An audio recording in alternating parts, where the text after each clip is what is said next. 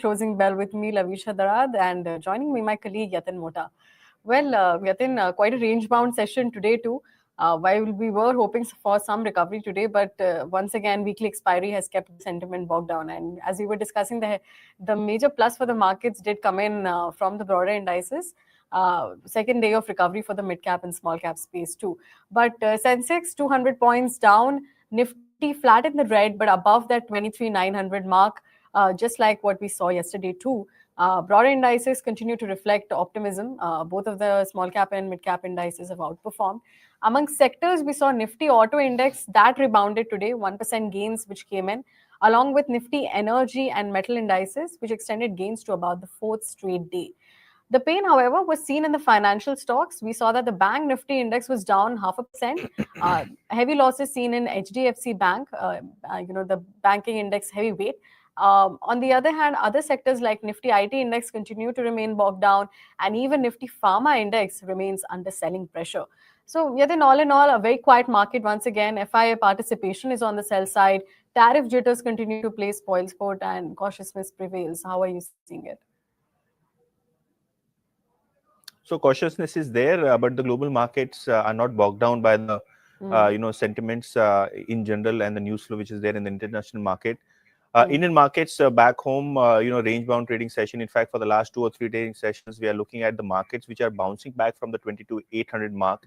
In fact, today also our low was close to 22,800, from which we bounced nearly 100 points in trade. And that's the reason why, the market breadth has improved. In fact, if you look at the mid-cap index, both of the mid-cap index and the small-cap index moved almost 1.5%. Reason, why the advanced decline ratio was almost, 3:1. So overall, metals, energy, PSU, banking stocks saw overall buying. But as I mentioned earlier, 22,800 is something from which we are consistently bouncing for the last, 5-7 trading sessions. That's right. Let's take a look at what the top movers on the Nifty 50 were. Shriram Finance, which has extended gains to about fifth day. NTPC, after board paid out additional dividend. So we will be talking about more on the stock too later in the segment. But NTPC giving about 3% gains at this point of time. M&M also rebounding after 7 to 8 day fall. M&M giving about 3% uptick coming in for M&M. Bharat Electronics, Adani Ports also did well. Adani Ports seeing about 2.5% uptick too.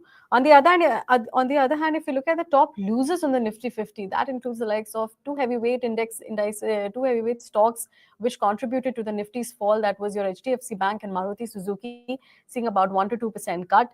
Tech Mahindra, again, 1.5% cut coming in for Tech Mahindra. Tata Consumer Products also seeing a bit of cut, and of course, HCL Tech. But from the mid-cap and small-cap spaces, what are you gathering, Yatin? So if you look at the mid-cap end of the market, Godrej Industries, that stock moved 18% in trade today. Stocks like PPL Pharma, Radico Khaitan also moved 8 to 9%. So good moves coming in on specific names.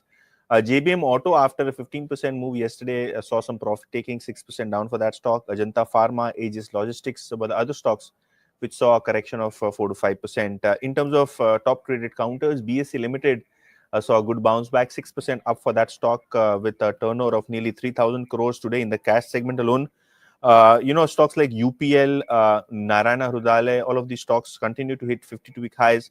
However, if you look at Kirloskar Engineering, Serra Ceramics, Birla Soft, clearly reeling under pressure and are at a multi-year low. But overall, the sentiment in the mid-caps were quite positive in trade today. All right, positive coming in. But yes, one stock which was one of the top gainers on the Nifty 50, that was your NTPC, because the stock did surge up to 4%, but it settled with about 3% gains or so. But what cheered the stock was the company's additional dividend payout, which the company said that it has paid already additional about 2,424 crore rupees worth of interim dividend to shareholders. Now, this comes in addition to the first interim dividend of 24 crore, which it had paid in November last year too. And this also marks the 32nd straight year that NTPC has paid the dividend. Apart from this, Motilal Oswal in a recent report highlighted that NTPC could be a clear beneficiary of India's plans to triple the nuclear energy by 2032. One of the projects which NTPC could benefit is the Mahabansweri Rajasthan Atomic Power Project, and the brokerage estimates that this project could roughly add about 5.8%, nearly 6% to NTPC's regulated equity base. Additionally, NTPC also plans to spend about $62 billion on expansion of the nuclear power over the next 2 decades. Now, this is what this is about, 3 times more than the street was expecting to. Yeah, Yatin, the stock has fallen about 30% from highs, and now with the dividend payout and the nuclear energy expansion plans, the bottom could be here. Clearly, and there was some excitement in the shares after we had the NTPC Green IPO success. However, those shares are below IPO price, so there was some profit taking in general for the power sector. However, as you mentioned, the nuclear power plants moving ahead could be a big opportunity for NTPC, along with the green projects like the solar and the wind projects via the subsidiary are concerned. So good move on the entire power sector. In fact, since we are talking about the power sector, the other stock from the power sector to focus on would be NHPC. Now, CLSA has a outperformer rating. They have upgraded the stock today.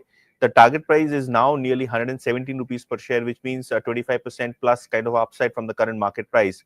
Now, CLSA believes that the recent stock correction provides a good opportunity for accumulation on the stock. In fact, NHPC's total power capacity addition, including the Parbati 2 hydropower project, would add nearly 27% to the regulated equity income, moving forward.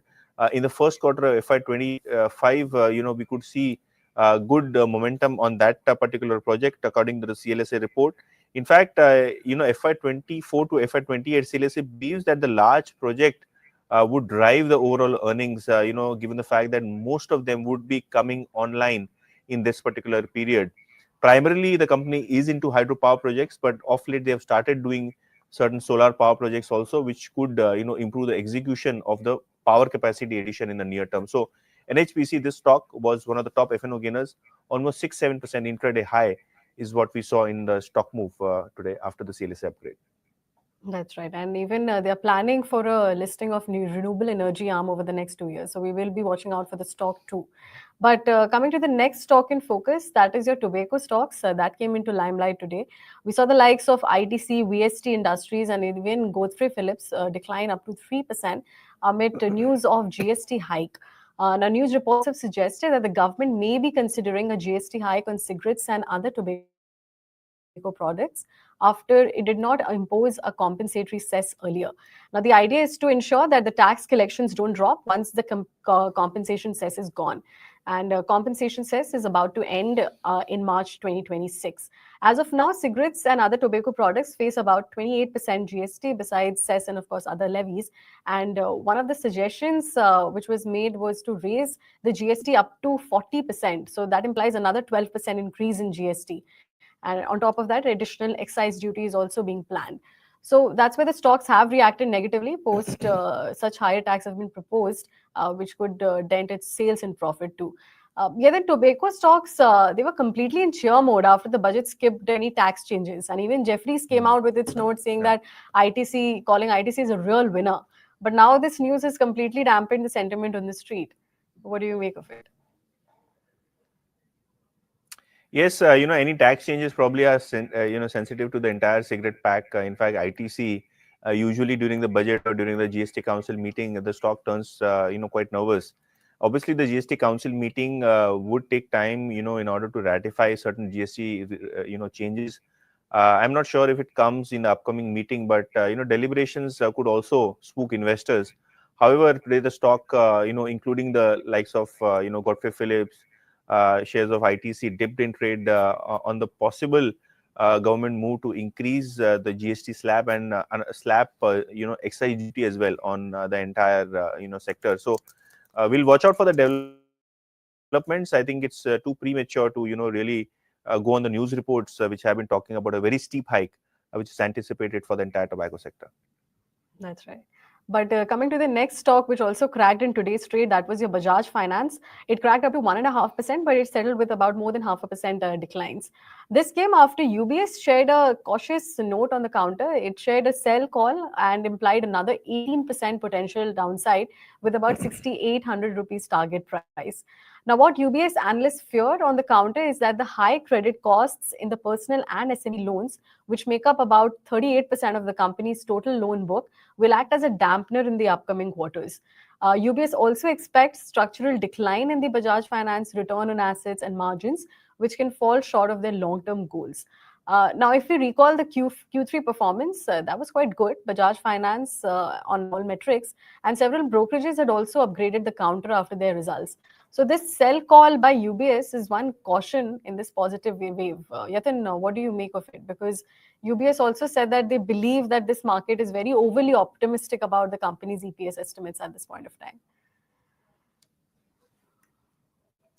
I think the kind of commentary we saw from Kotak Bank and Bajaj Finance in terms of the personal loan book and the overall demand scenario, that was encouraging. And post the numbers, both Bajaj Finance and Kotak have been doing very well in terms of shareholder returns. UBS obviously has been cautious given the fact that the shares have run up quite a bit. But given the fact that now people would prefer quality companies in the correction, probably a lot of domestic funds are also adding up their positions. So it would be very much to be seen in the shorter term whether or not FIs really dump all of these shares. But as of now, it looks that the stock has reacted to the UBS report, which was on a downgrade side. But we haven't seen big downside in the shares of Bajaj Finance. In fact, technically, a lot of analysts that we speak to have been positive on the stock of Bajaj Finance, at least for the short to medium term. Yes, that's right. One of the best performing stocks for this year, at least. But with that, we have come to an end of this edition of Closing Bell. It's a wrap from Yatin. Thank you for watching.